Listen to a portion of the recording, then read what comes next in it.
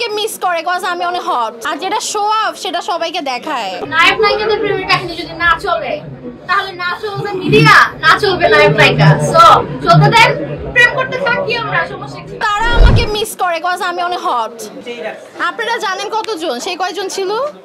তারা অনেক সুখী না, যতটা দেখা যায় অতটা না। আর যে জিনিসটা সুখ বেশি সেটা ঢেকে রাখে, আর যেটা শো অফ সেটা সবাইকে দেখায়।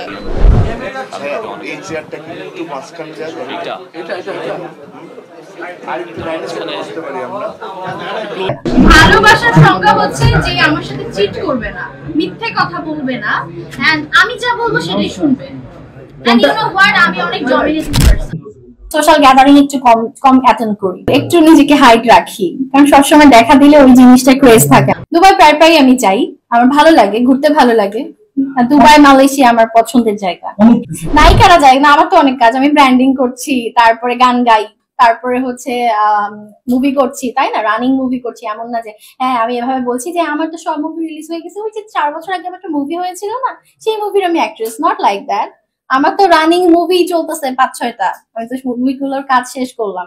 হ্যাঁ, আর পাশাপাশি তো আমি সব সেক্টরে কাজ করি, কারণ আমার স্টার্টিংটা মডেলিং এন্ড গান দিয়ে স্টার্ট হয়েছে।